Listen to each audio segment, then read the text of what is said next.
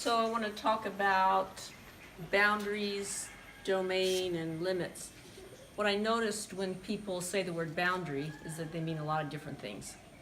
So sometimes boundary means like a property boundary. Sometimes it means things that I don't want to do, I'm not available for. No, here's a boundary, I'm not going there.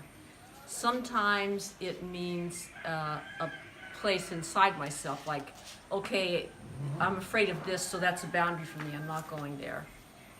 And I've noticed that boundary is a word that gets used to mean so many different things that it makes it very easy to argue about boundaries because you're talking about two different things.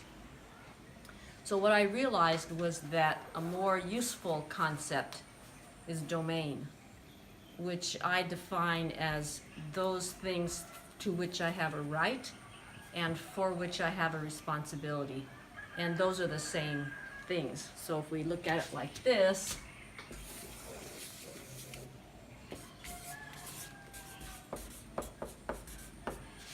there are things that I have a right to and that I have a responsibility for. For example, my body. I have a right to my body. I also have a responsibility for my body. My health, my feelings, my thoughts, my desires. And normally, if I teach this in a room full of people, people will name things, but I have a right to feel what I feel, and I also have a responsibility to take responsibility for what I feel. The same with thoughts, desires. I have a right to desire whatever I desire. I also have a responsibility to acknowledge it to myself and take responsibility for it myself. So if you think of this, the inside here as the domain, I think of this as the boundary. What's at the edge of my domain? And that never changes because these things are always in my domain. So that boundary in that sense doesn't change. And I think of limits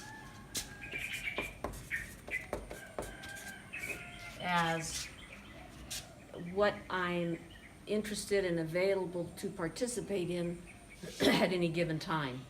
So those are going to change. So what I'm available for, interested in, and those change. I may be interested in XYZ at this moment. 5 minutes from now, I'm no longer available for it. So that changes. It also changes depending on who I'm involved with. So that's how I use the word domain and the word boundary and the word limits. It doesn't mean that that's the only way to use it. Some people, I have a friend of mine that uses those in completely opposite way. Doesn't matter. It's just that what's important is that there are these things in my domain that I'm responsible for and that I have a right to. And here's where that gets really interesting. You have somebody else's domain over here, and they have their thoughts, feelings, their body, all that stuff that belongs to them. Particularly desires and feelings are interesting here because if I have a feeling that I really don't want to feel, I can try to put it over here in your domain so that I attribute it to you instead of to me, or I try to get you to feel it instead of me feeling it. Or you have feelings here in your domain, and if I don't like you to feel that way, I'm going to try to reach in here and get you to change the way you feel. But besides the fact that it doesn't work, it's not fair because that's in your domain. Desires is another way that we mess with our domains. If there's something that I want and it involves another person, then I need to ask for it. That's really the only way that has integrity. So I may ask you, are you interested in this? Or are you available to give me this? And then you get to decide whether you are or not. If I'm afraid to acknowledge that I have that desire, then I'm going to try to get you to want it so that I don't have to want it.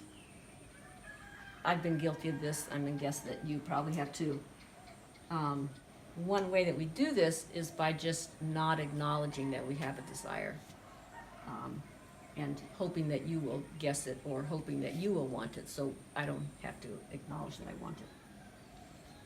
Another way that we can do that is that you have a desire, and I don't want you to have that desire, so I'm going to reach over here into your domain and try to get you to change your desire.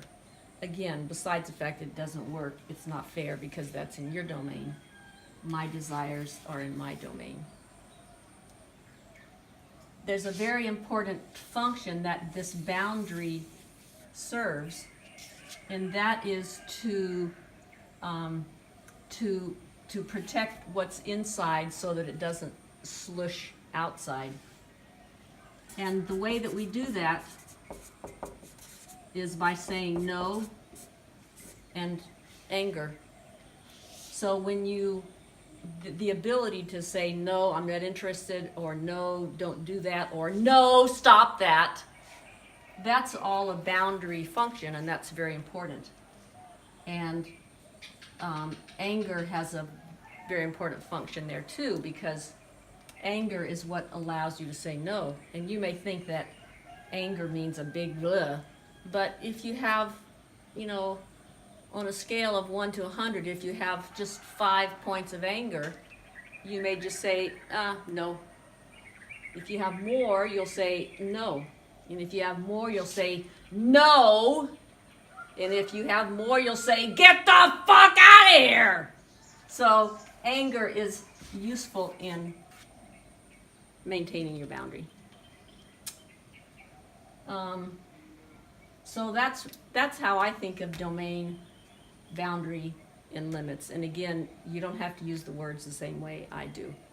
What is useful is noticing that these things are in my domain and these things are in your domain, and the ultimate way to respect you and me is to allow you to be in charge of what's in your domain instead of trying to go over and change you the way I want you to feel instead of the way you actually do feel. So it's fairly easy to tell when someone has crossed this boundary, if it's a physical imposition or certainly violence or a bodily contact.